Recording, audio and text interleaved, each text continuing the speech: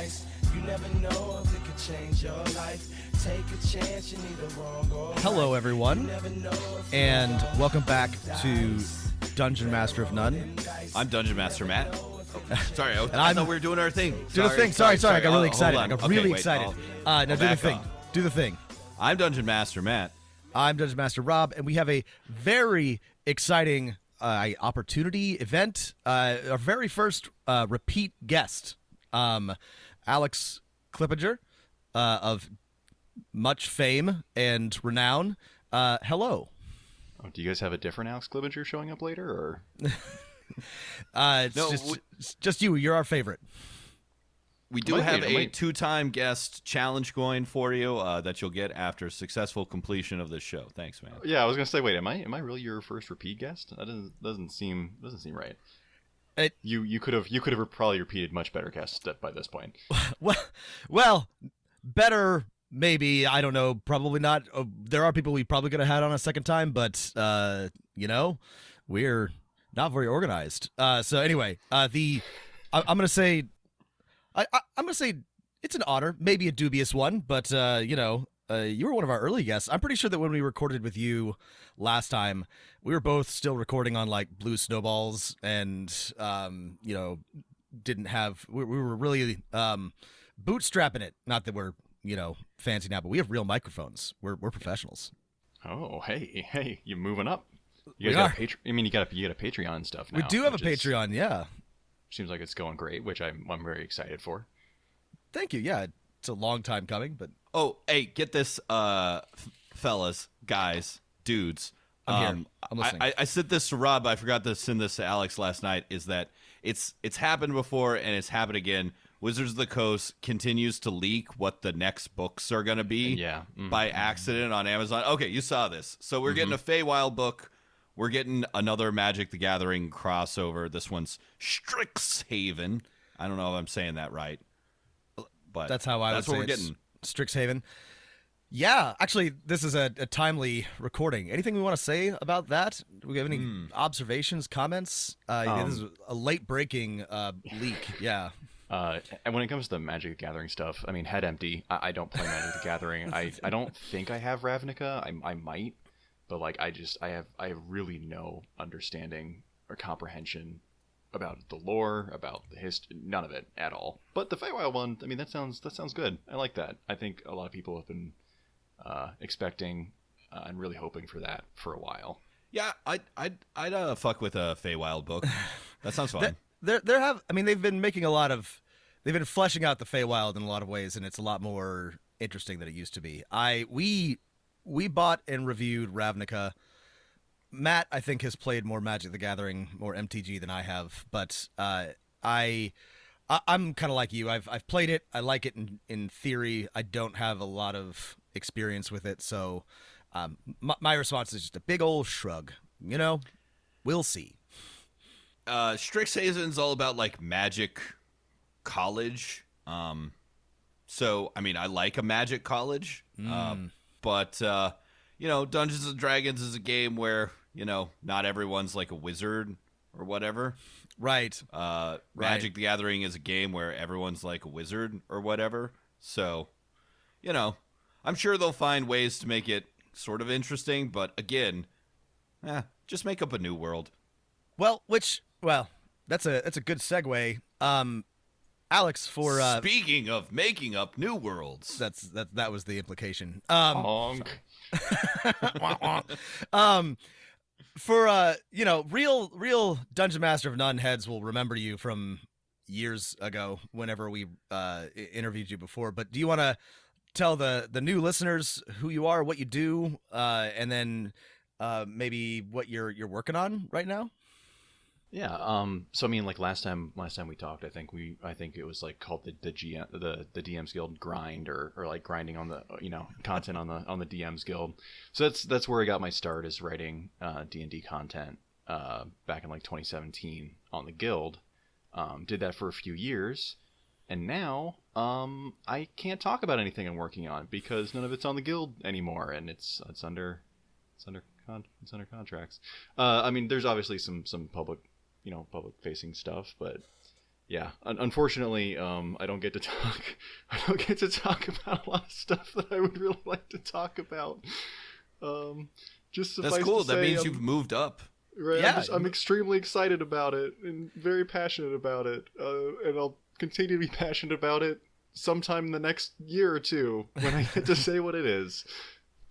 Well, having a secret project, that's exciting too. And, you know, I know you can tell us some things. We'll get to that later because there's a preview. And so you can at least talk to me about what's about what's in the preview. But you moved on from DM's Guild, or largely from DM's Guild, but you've got some excellent offerings there. And part of why we wanted to have you on is because they're spooky, Alex.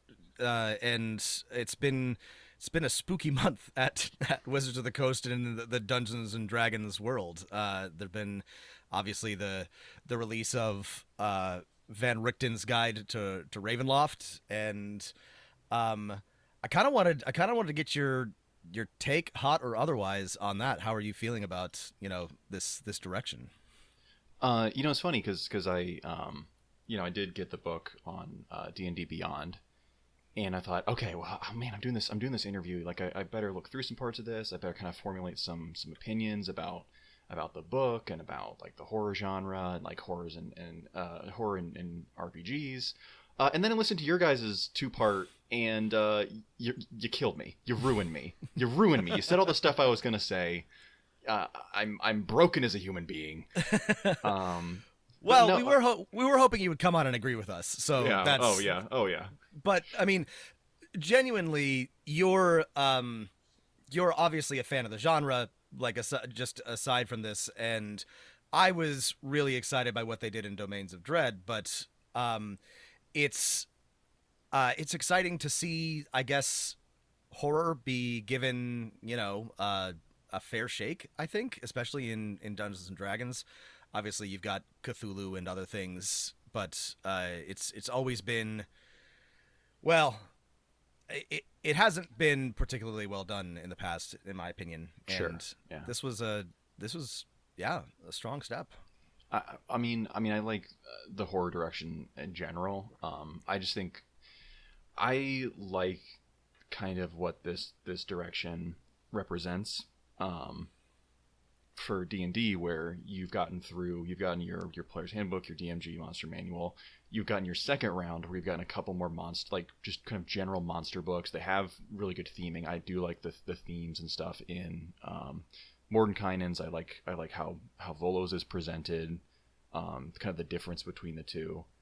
And now we're kind of getting past your some of your like splat books that you maybe would have expected, and now they're kind of getting into like some, let's do like a genre dive.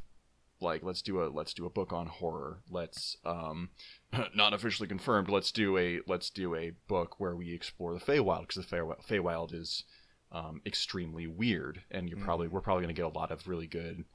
I mean, we don't know, but there's a good chance that we could get some very interesting sections in the Feywild book about like running the Feywild, running like fairy tale or like kind of twisted fairy tale adjacent style games, because we got those kind of resources and things like Ghost of Saltmarsh. The best part of the adventures are good, but the best part of Ghost of Saltmarsh is how impossibly good all of the sections are for like just random islands and running a seafaring campaign. Incredible sandbox resource. So I think now I'm excited that this represents them continuing to do that kind of stuff, where they're really kind of fixating on certain aspects of play or certain like aspects of setting and genre, and like really getting into it. Absolutely. And if you are, I would say, if you are running Ravenloft, or honestly any campaign, Alex, you may be too humble to plug this, but one thing that I have used in the past, I've been using it for like the past 3 months as my players encountered a vampire. I was like, do I have anything that's got like some extra stuff on vampires? Is your book Ezmerelda's Encyclopedia of Evil, which is like a great source for like, hey, we've got these iconic monsters in D&D. What if we fleshed them out a little bit more? Added some random tables. Added some traits you could add on there. I had a very tasty, helped by a little bit of background building with 1,000-year-old vampire, but a really tasty vampire villain, thanks to your book. Ezmerelda's Guide is great. I mean, I don't know how you feel about this. We put a lot of effort into our Artificer supplement right before Wizards decided to actually put out a real Artificer. A real one, yeah, right. Some overlap, but frankly, they did kind of pull the rug out from under us. But with you and with Ezmerelda, like, it kind of. Can I ask this? Have you seen a spike in sales or interest since Ravenloft came out? I mean, a little bit. I also did like a promo type thing for about a week or two, just because like it was my fourth or fifth or whatever year on the guild. Yeah, just not much. I mean, to be honest, like that one hit gold bestseller, and it continues to. It doesn't really sell that much.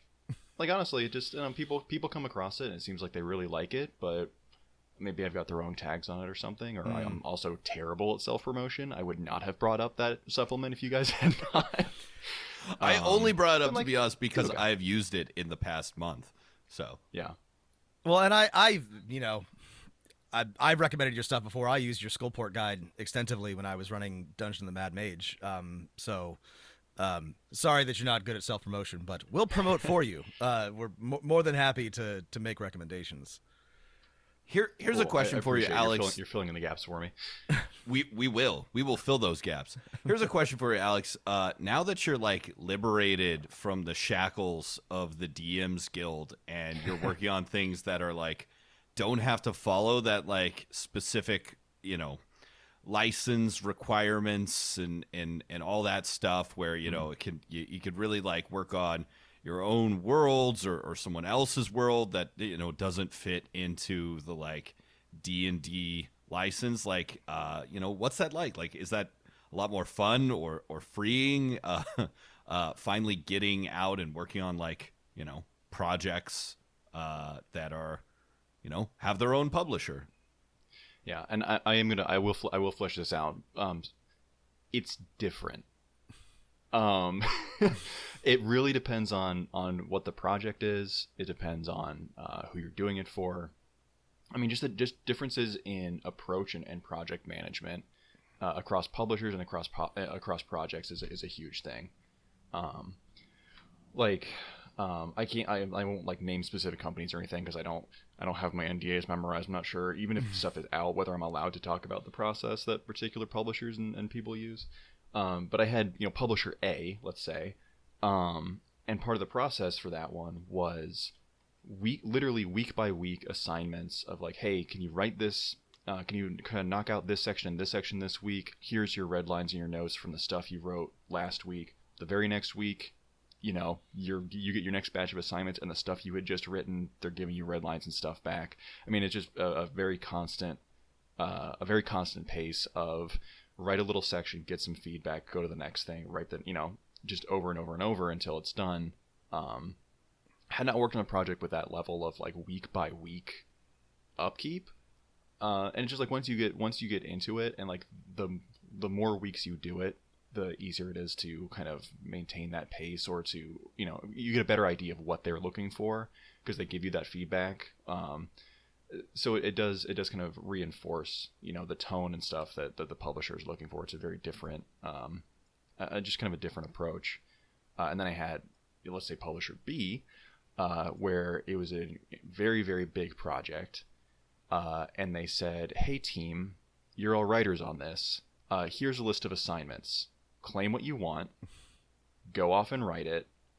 If you have overlap or something, or you need to consult, if you have a question for us, you have a question for each other, if you think that maybe a section overlaps or anything like that, ask. Otherwise, you will never speak to each other again. And you know what? I loved both of those because, I mean, and they were, without details, they were two very different projects. And the approach for project A was fine. Like, it was fine that they went that direction with it.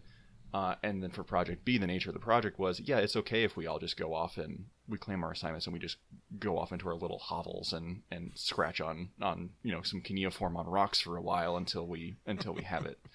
Because like if don't forget to bake them in a clay oven so they'll last a long time. They'll last for 1,000 years. Yeah, and like both those approaches are just different, and you just kind of have to be adaptive with kind of the demands or the needs of what a project is asking you. But it's been fun, doing all these different styles. Well, and that's interesting. One of my boring like realizations, observations as I've gotten older and spent more time in the world doing things is that a lot of any project, but also frankly a big part of a lot of creative projects is that that project management is having a plan. Doesn't necessarily matter, like you just described two entirely different but viable structures and plans. A lot of people still neglect to have any sort of structure, even a loose one, and those projects fail to come to fruition or end up half-baked or quarter-baked, and it again like seems very, very banal, but like a lot of creative people sort of overlook the nuts and bolts of just like, how are we going to actually get this thing done? How are we going to like ship this project? And when I have the opportunity to work with others, I am looking for that first and foremost, right? Like, how are we going to take this to the finish line? Less so than, I suppose, the creative vision. Yeah, and anybody who may or may not currently be a project manager for me, who may or may not listen to this interview, you are precious, and I appreciate you. Yeah, it's a good project management is,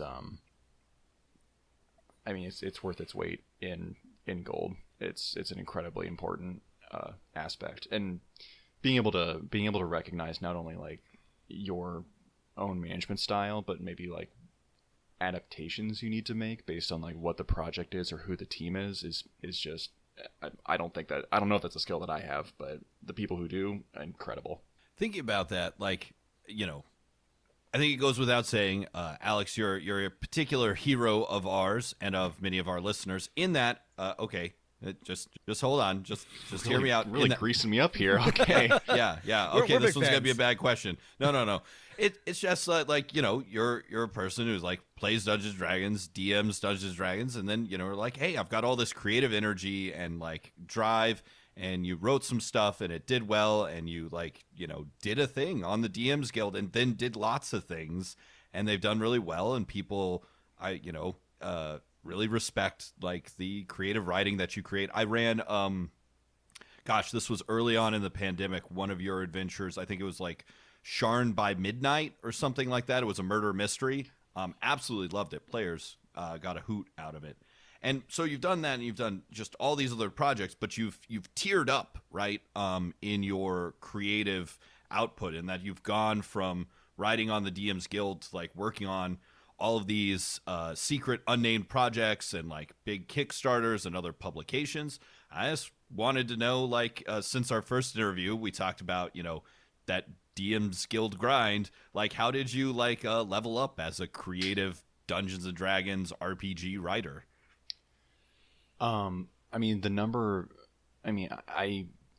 not gonna say it's like it's because I'm such a good creator. I'm so good at this all the time. Good little boy. You write all the D&Ds. Right. No, there's a bajillion people on the DM's Guild and otherwise who are doing incredible work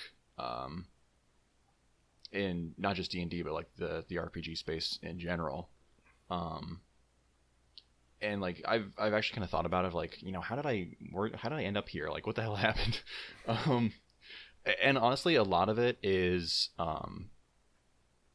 luck, and a lot of it is collaboration. Like, I can definitely trace the way that being actively engaged in the DM's Guild community and the creator community is a huge factor in springboarding into other stuff. I'm trying to think I'm trying to think of examples and stuff. Just like Phil Beckwith, who I did the Wranglers of West Hollow Kickstarter with. He and I had not, like, we haven't done a huge amount of like DM's Guild projects together, but we were both super active in Facebook, on Twitter.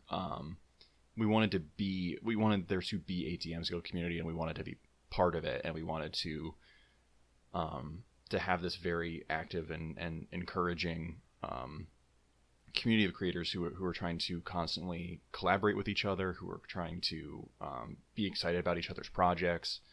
And I'm pretty sure Phil's a person who he might have gotten reached out. I think Loresmith might have been the one who reached out to him for something. And I think at the time he had other stuff going on, and he just said, hey, I can't do this, but who would be great? And listed me and probably a couple other people.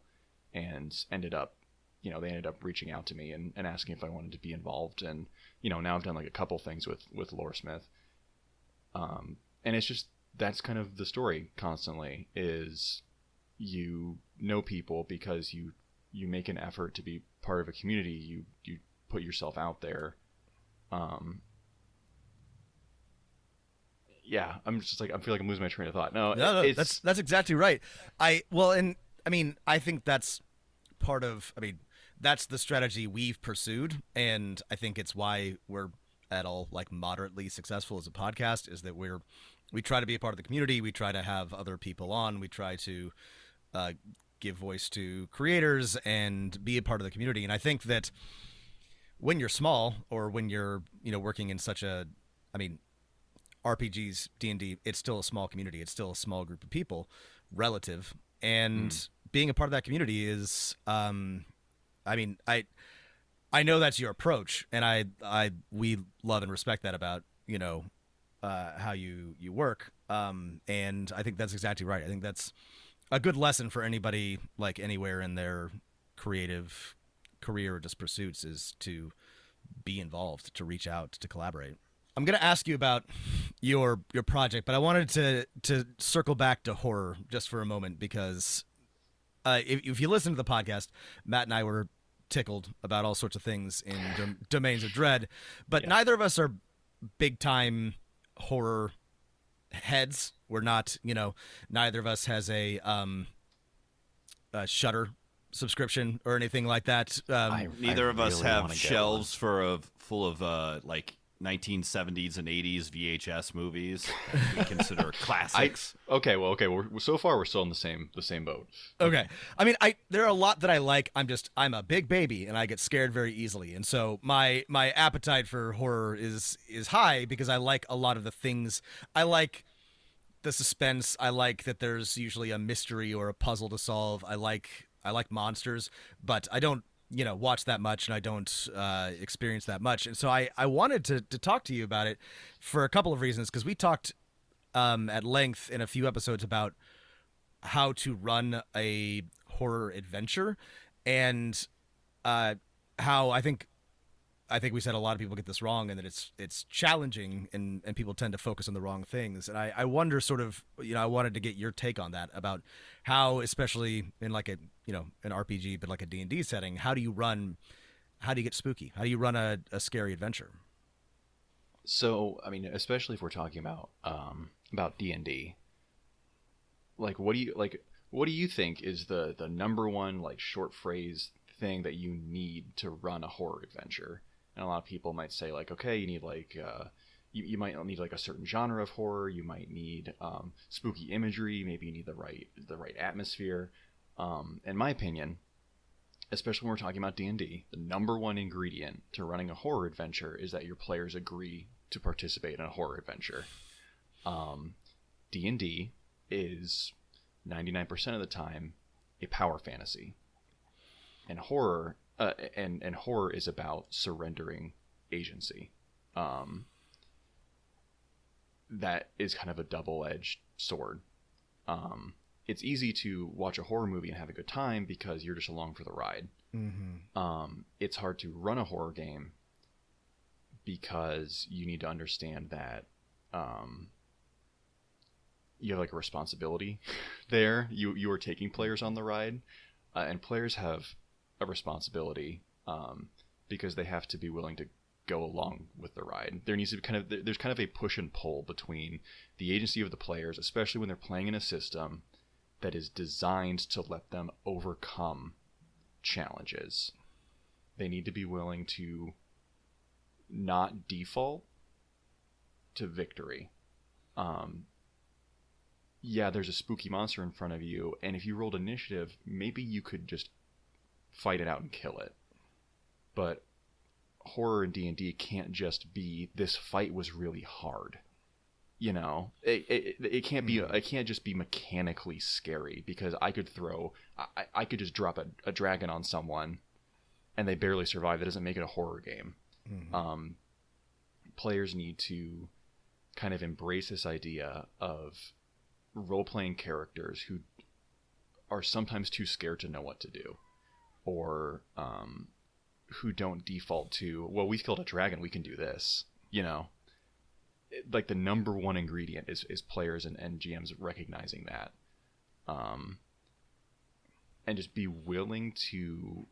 It's a really weird balance. It's a really tough balance. I think it's hard to strike, and sometimes tables will try it, and it won't work. And sometimes they could play that exact same adventure, you know, and just have played it on a different day, and it's like the best experience ever. It's tenuous, but I think, as long as everyone is approaching it with that attitude, that's like players are willing to surrender a little bit of like their mechanical agency and trust the GM, and the GM's responsibility is to not violate that trust. It's like the number one factor, I think, in running a horror adventure. I think that's really spot on, and I hadn't thought about it this way before reading Domains of Dread, but there was a bit in that was really interesting to me, where the book mentioned that when people go see a horror movie, they know what to expect, and they trust, I guess, the experience, because they can see like the poster art, the trailer, they know the director, right?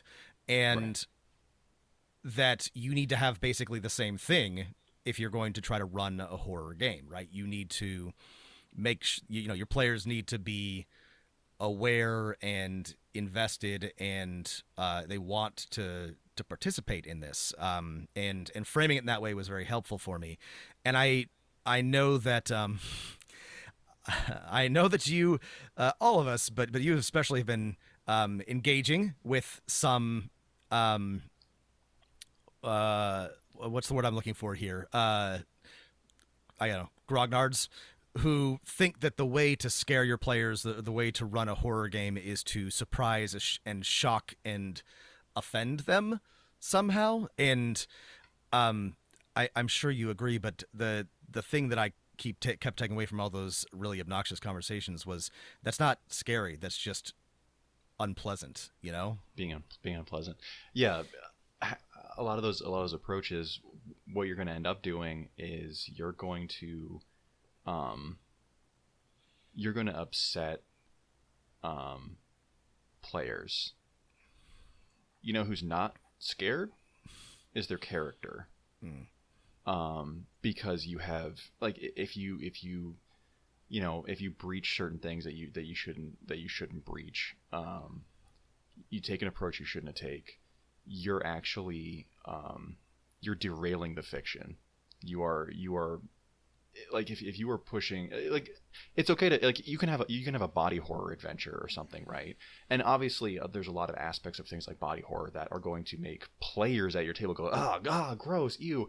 But like, if you are dredging up something for someone, or like actually just emotionally upsetting them, they're not having a roleplay experience, they're having a negative life experience at your table. You're not successfully running a horror game, you were just upsetting someone. Mm-hmm. And there's a difference between the kind of upset, there's a difference between the kind of disgust or fear or being upset that, like you said, you agree to when you go to see a horror movie, versus someone has tailored an experience that is messing with you as a person. and there is a line between you and your character. Like there is supposed to be a difference between character fear and disgust, and so there's areas where it's okay for there to be overlap, but it's overlap that the table has agreed to, that they are prepared and aware of. It's thinking about Van Richten's. I really like the concept of their seeds of fear.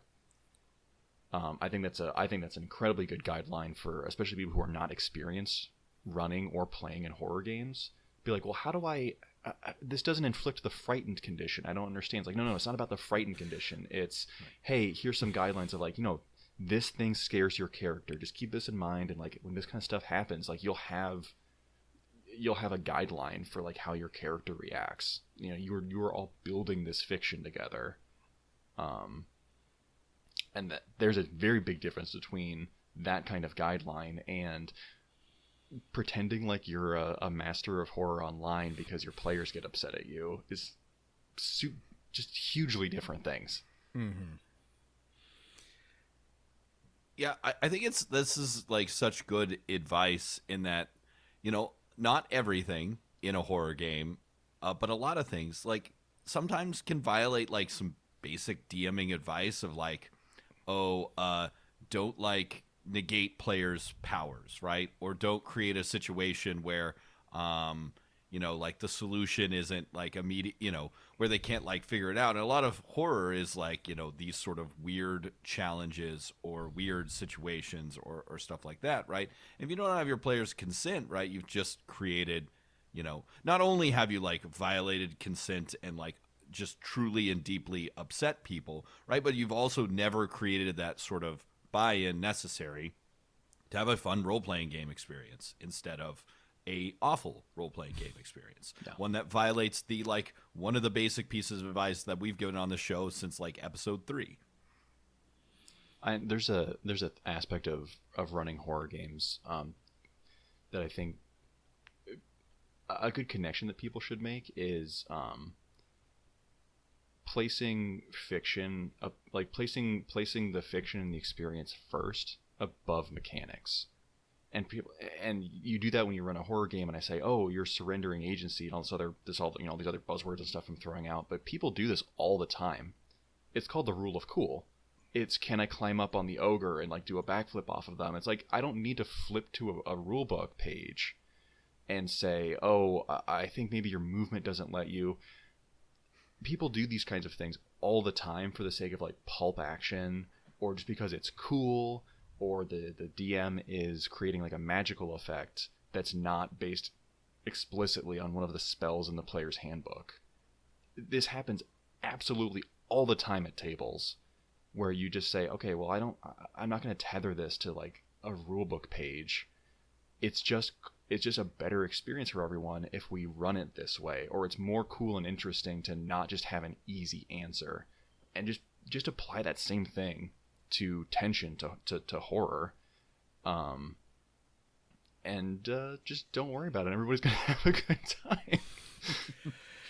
Yeah, one thing you said was very spot on, and I think that DMs can forget this, not just when it comes to horror games, but there's a difference between what your players feel and what their characters feel, right? And if you're running the game well, then there's a kind of synchronicity between what their characters are experiencing and what they as a player is experiencing. But skipping, over and just trying to horrify and upset and frighten and gross out your players, yeah, exactly what you said. It just breaks the fiction. It doesn't. You're not running a horror game. You're just kind of doing you're just shocking people. And I think that, I think that Van Richten's, but like a lot of recent fiction and RPG work in this area has educated a lot of people and taken us in a different direction, because I think the sort of flagship, the best game for running horror, Call of Cthulhu, that may be spicy, but just deal with it, folks. It still had still had a problem with this. Less so recently, but I think that a lot of keepers and a lot of people who played that game were more trying to be edgy or spooky or gross out or something, rather than really capture the horror experience, because it's challenging, because it's more difficult than I guess maintaining a power fantasy, which is especially with D&D what it usually is.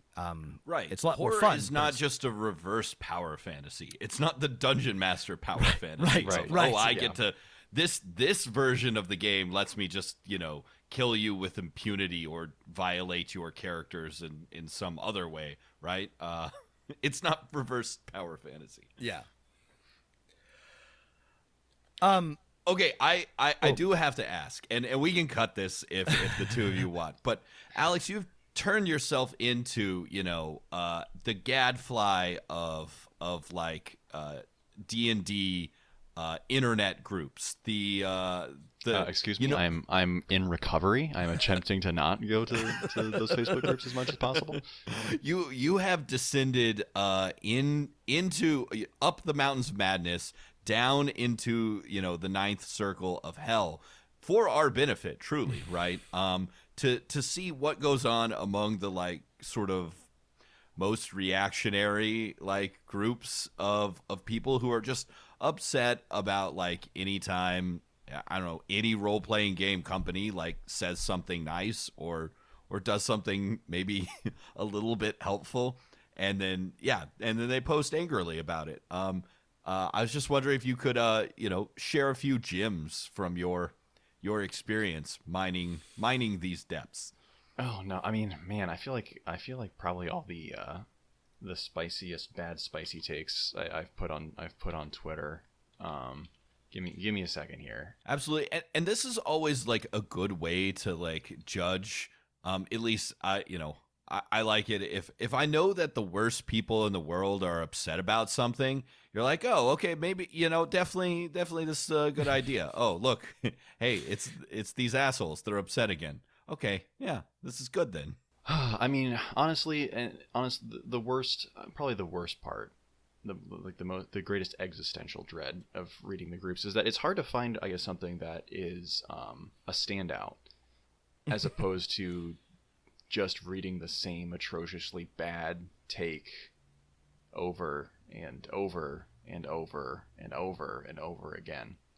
So my personal domain of dread, I would be the Dark Lord of, would be being trapped in this Facebook group, and the curse is I will never see a new take that I have not seen within the last 10 minutes. It's that sort of idea that the people on the right they only have one joke, right? It's I identify as vaccinated or something, right? Oh yeah, it's the same joke. Well, and this again, we appreciate the work that you did, and it is nothing. I feel like nothing of value is lost except my time and my emotional health. That being said, it was striking every time you would post something that it was just the same thing over and over again. They were just mad about the same three things, and not just like no new information can penetrate those groups, those communities. They're like a black hole, like that formed in the late 1980s, and literally like no new ideas can enter. It's literally like I have been encountering these people for as long as I have been playing role-playing games, and whether it's about gender or politics or LGBTQ rights, it's always like it's exactly the same thing, and there has not been a new take, a new, like the position has not changed 1 ounce since listen, if this ever happens to me, both of you have permission, and in fact I'm sending you the gate code to my house so you can get in and come put me down if this ever happens to me. Is you get like old guy, and again it's almost always guys, right? Old guy D&D brain, where you just forget the basic fact that it's all fucking made up, right? And if things are made up badly, you could make them up better. It's like if you tell me you've been playing since first edition, if you tell me you've been playing since like first or second edition, then why are you here? You have literally watched them do this. You have watched them do major changes to lore and things over and over and over for like 4 editions now, and you're still getting hot under the collar about this? This just keeps happening. Why are you not used to it by now? Like, son of a bitch, they've done it again. They've done it again. You can't keep getting away with it. And yet they do. Yeah, I just... No, I feel the same way. I can't imagine continuing to get angry about this after all this time. I mean, there have been so many edition changes and so much like egregious like retconning that has nothing to do with like woke politics or whatever. That's just still like incredibly annoying and frustrating, and you just sort of gotta roll with it. But some people, getting angry is fun. I mean, I do it all every day, but it's like, just getting upset. Like Dr. Mordenheim, a person that does not exist. She's a lady now. How? We would like to assure you that no residents of any domains of dread were harmed in the making of this edition. That's right. Yeah, what do they want? What do they want? What's their goal? Is their goal to have like at the end of this like a humane society for their fake characters to make sure that they stay as like uninteresting as they were in 1986? It's a weird approach because I see people talking about how they are or were excited. And then as like stuff comes out, they say, I hate this. I'm not excited for this anymore. I loved the way it was in, whatever their favorite edition is or whatever their favorite collection of books is. I don't understand what it is you were looking for then.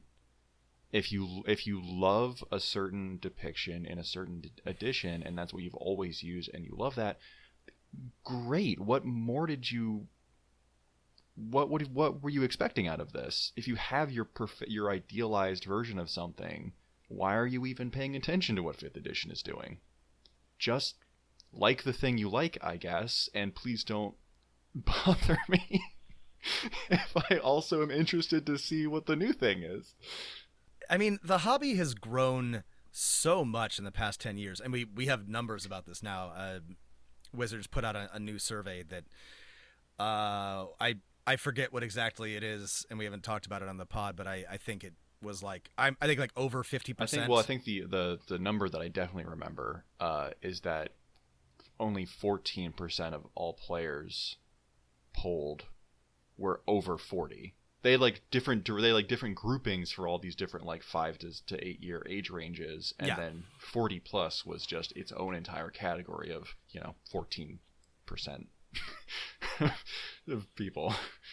I distinctly remember that I was on the wrong end of the demographic distribution, even at 34, but at 40 plus. And by the way, some of these older gamers are respected elders who we should be kind to and have done nothing wrong. But there are some of them who are growing increasingly, their numbers are diminishing, and yet they just howl louder and louder at every change. And the thing is, there's plenty for them. Not only are there all the existing books and everything that was published back when it was specifically aimed at them, but there are a lot of people who are like, let's go back to, let's publish some reactionary garbage because I don't like the way that 5th edition has gone. It's just, it's not that it seems to be not enough that there's something for them. They also want there to not be anything for new players or for... I wish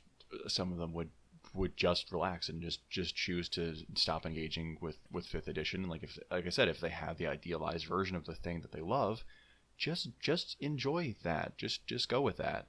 But don't lie to me and or yourself about what it is you were expecting. It wasn't the mad scientist. I think it was the pirate whose name is escaping me. Who's changed to DeReezer? something like that. They're femme, they're femme presenting. They're not a Blackbeard style pirate or something anymore in this edition. And somebody on a, like the common phrasing every time someone is changed to, a person of color or, a not white dude, essentially. Well, it's not that I just wish they would make a new character instead of changing it. Like, no, you don't. If they removed the character you liked and replaced it with who they said was a completely different you wouldn't character, like that either. Your reaction would still be the same. You still would not like it because you prefer the old version. Please just use the old version. Please stop talking to me about the new version you don't like. Just enjoy the thing that you like. Okay, not to get too off topic here, but I like Corey Robbins' The Reactionary Mind. Okay. I think is a must read for every person or who cares about understanding this sort of political activity or politics of culture. And it's this idea is a return to an imagined past that never existed, right? In defense of an existing privilege or hierarchy of power, right? That's what it's all about. Even if people written in 2011. Yes. So I can't even imagine. Is there a revised expanded edition? Yeah, I think so. Actually, there was. He did a post Trump one. I mean, it's a but yeah, the last one I think ended with Sarah Palin, which how far we've come. And I also imagine every I don't know year or so some person on the right wing launches a new comic book or Kickstarter for a comic book. It's comics aren't what they were used to be, the ladies on the cover aren't sexy enough, and they I don't know, and it's always just the most dog shit comic book you could ever imagine, right? And I imagine that this will be the future of D&D if these people can ever organize themselves enough. They're all right, we're gonna do D&D that's really really dumb or something like that, but it promotes no politics or something will be the tagline. So that's what I predict for the future. Heaven help us. I mean, hell, that's the present. It's not like reactionary creators don't exist. And I mean, for every perfect RPG Kickstarter, there's another 5 or 6 from people who are just unapologetically hyper garbage 24/7 that fund they make a living because people either don't know or I think more interesting, I guess is the polite term I'll use. More interesting is that there's plenty of people who do know, and their RPG community identity is also being garbage and just celebrating being garbage together and supporting each other in their garbage heap of garbage. People make a living doing that. So it's not like they couldn't just go away and continue existing and thriving and creating in their own terms. But like you said, there is a compulsion for them to very actively put themselves out there being garbage. That's how they, advertise or get off. I don't know. I mean, that seems to be the unfortunate truth of it, is that whether this is a natural consequence or intended, is that part of the way that these people perpetuate themselves or stay in business or, have any sort of professional or financial success is by writing or producing a wave of reaction. And it's not like we can stop getting mad at them. I mean, we can, but also, we should talk about something else. But these people are not entirely harmless. This type of person has made the hobby unattractive to new people for decades, a problem that we are only just now starting to undo in the past 5 to 10 years. And there are a lot of people who are well, I wanted to get into this, but I went to a convention, or I, went to my local Adventurers League game, and there was an asshole who was being an asshole about exactly this type of thing.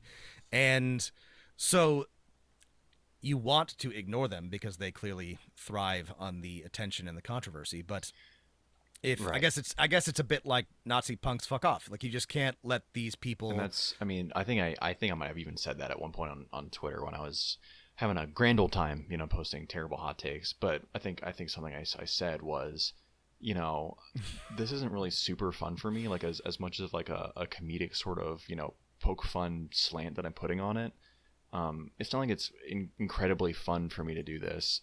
It's just that there's a new Ravenloft book coming out, and people are going to go to like Ravenloft Facebook groups, and this is what they're going to see, and these are the people that they're going to see who are being presented as like the Ravenloft community, and I can't do anything about that group existing. I can't do anything about the stuff that they post on there.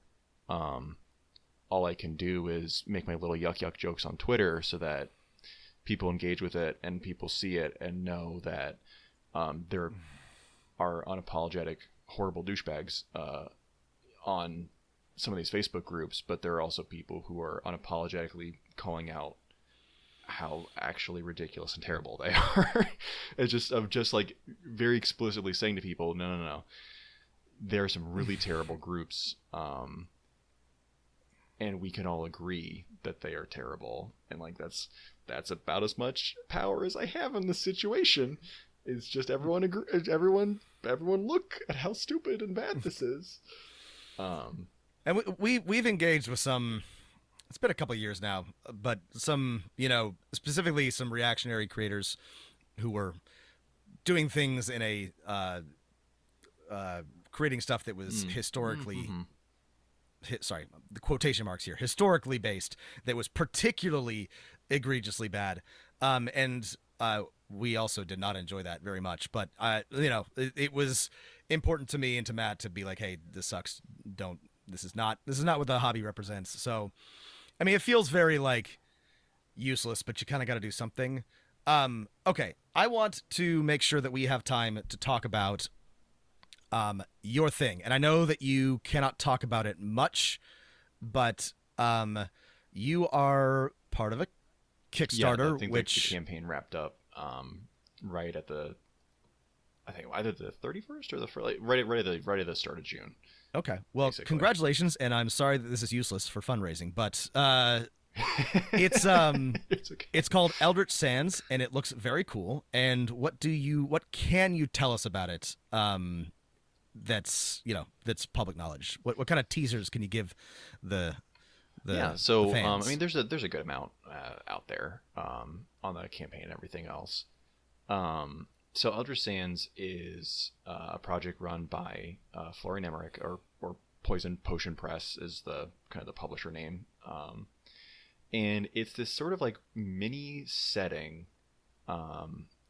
with a lot of 80s sci-fi horror vibes. The general sort of concept is that the world has undergone a kind of climate disaster, and that this is a fantasy. It's kind of like it is like a D&D setting. It's like a fantasy world, but now in this sort of far post-apocalyptic disaster future. Technology and magic are really essentially indistinguishable from each other. And this, the world is kind of living in these, what's called the Oasis, which is like a little acronym thing. But it's like these kind of technologically protected, bunkers. And most of the rest of the world is this endless, vast ocean of kind of ravaged climate disaster desert, and the role that the player characters take on is that they are loaded up with an experimental Eldritch Tech power core, and in place of a normal D&D class, there's a small selection of kind of like mech Ava style suits. You're not piling like it's and they're like person sized.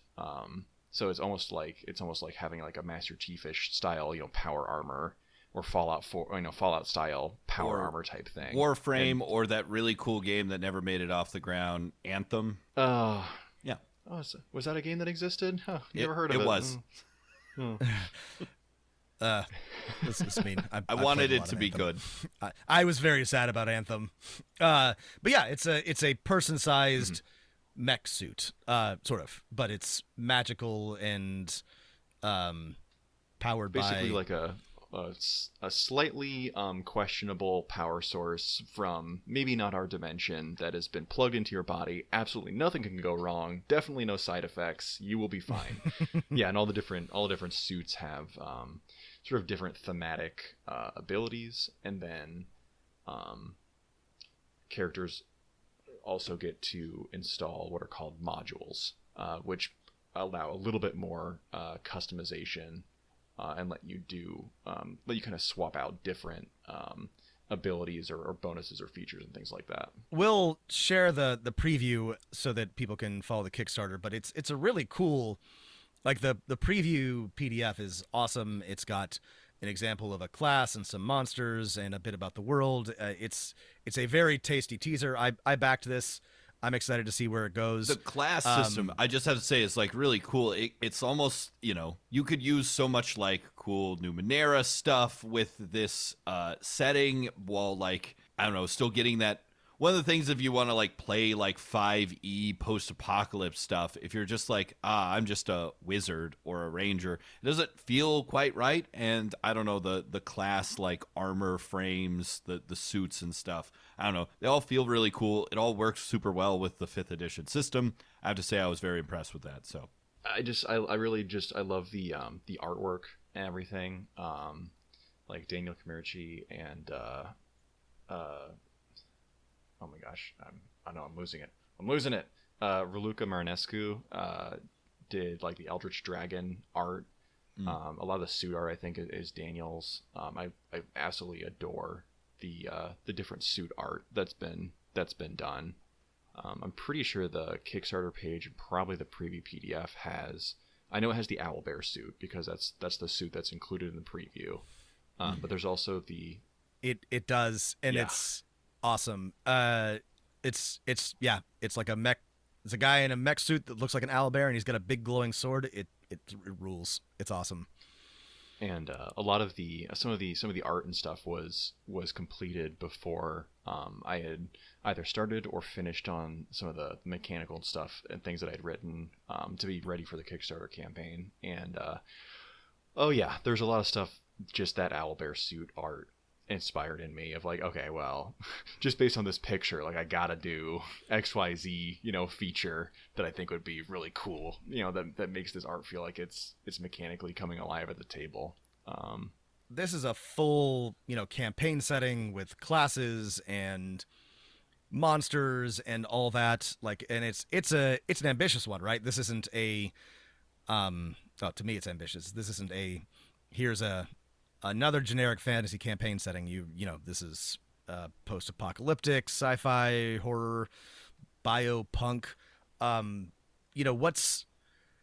This is different than what you've worked on before. I know you can't talk too much about, the specifics, but what's the experience been like so far? I mean, this is a cool project, IMO. Yeah, no, I mean, it's been super fun to work on. I definitely have felt the differences of this probably being the most sci-fi style thing I've ever worked on, professionally. Even I can't think of like a personal project I had that was even close to this, this level of sci-fi. And it's been, it's been a challenge, like trying to make sure I get the atmosphere right, the mood right. Trying to make mechanics that complement, I think of what the project's going for. Ultimately I'm really excited to see people get the finished supplement when it's done, and just see what people think of it, see how they like the suits, see how they like the spiders and the whisper system and the Eldritch Dragon and all this other stuff that I got to all these different pies. I got to put my grubby little hands in, trying to do this sort of new design direction for me. So it's always a fun experience.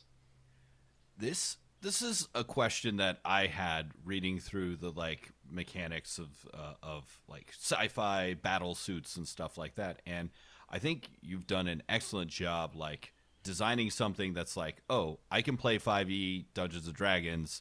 Here's a completely different, setting and really set of classes and mechanics that you can use with that. How do you feel? Do you feel like 5e is flexible enough to kind of get there? I'm not sort of saying, oh, do you wish this had its own system or something? Because God knows there's enough systems out there. But I don't know. Did you enjoy making a 5e thing that's not 5e? Yes. I be very careful with what I say here. Right. Sorry. I didn't want you to say oh man, I wish we had done 1,000,000 miles more work and made our own complete Lancer type system or something. This was a blast. It's also, it's like I said, it's a design challenge to do that, and a stripped down 5th edition, the basic mechanics are, I think, flexible enough to do quite a lot. If you just go to the system reference document and just look at what's there, there's a huge amount there in terms of basic rules, and there's a lot of monsters. There's a lot more spells and things than you might initially think there would be. So if you want to build a fantasy world, all the rules are there. More than enough rules are there to do that. If you want to do something like this that's a little bit different, the challenge lies in looking at 5th edition and saying oh, you know what, some of the foundation for how the rules work, the structure of how classes work, things like that, are all fine, but you also have to be willing to identify where you can just strip it down to the studs and say oh, well, I can just take this whole section, rip it down to nothing, and build something that looks like 5th edition, that looks, a style that people are familiar with. But it is going to feel very new, even if the language and stuff are things that people are familiar with. Sorry, the reason I had to be careful there was because, without saying anything, if you think this project is a really interesting example of how much you can very dramatically change 5th edition, you have seen absolutely nothing yet. Ooh. That's quite a teaser. I could talk about this all day, and I'm excited to see where it goes. But, well, maybe we'll just have you back on when more of these things launch, because it's always great to talk with you. And we're trying to work on doing more design and doing more creative stuff, and so it's always great to touch base and share with other creators. But anything else that you've got going on that you're excited about? Anything you want to tease or promote? Or should we just watch your Twitter for updates on hopefully exciting things and not additional Facebook additional spats? So first of all, you are legally required to have at least 2 or 3 people on here a second time before you even dream of having me on for a third. Okay. Yeah, we will try. We actually have another return guest in the pipeline, good. so don't worry. You just happened to be better at scheduling. That's not going in the podcast, but anyway. Okay. You happen to be more available. Yeah, that's right. You don't have anything else going on, Alex. Yeah. COVID not. You respond to my DMs, so thanks for that. I can say that some of the stuff I'm working on is with Peterson Games, who makes the Cthulhu Mythos for 5e supplements and a whole bunch of other stuff, actually. I've got a couple really, really, really big projects with them, and that's really the only thing I'm allowed to say. But I'm hoping that some more of that will kind of get out into the world soon. The really, really, really big thing I'm hoping will get announced pretty soon. I'd love to talk about that sometime. On that, no, I'm chilling behind my little contract walls. I'm still trying to figure out maybe this fall when I can have time to prep my own horror Kickstarter and get Hell that yeah. going. Hell yeah. Well, congrats on that, and congrats on all your success so far. Wishing you the best on these adventures. And I can't believe we talked this whole time about horror, and I did not bring up a module of yours that I bought but haven't run yet. I plan to run it next fall with my students, which is They Want to Be Us. Yeah. You made a thing module. It's great. It's great. It'll work great in an Icewind Dale game, or honestly any horror game you want to run. So it looks great. I've read it twice. I can't wait to run it. And I didn't get to ask you about this, but I hope we'll see a veiled prophet, module from you. A little bit about the the St. Louis icon. See, I feel like here's a challenging moral question to both of you to close thing out. Is there things that are too close to real life that you can't make D&D modules out of? For instance, I once downloaded detailed maps and schematics of Jeffrey Epstein's island and was like, should I make this into a module of terrible horror? Oh, no. You got as far as designing a map of Little St. James, and it was a good map. And I was people like, have suffered. Man. Maybe I can't do this. I need. What am I fucking doing? So anyway, how's the Veiled Prophet module? Maybe we just leave that idea unattended in a prison cell and. Yep. Yeah.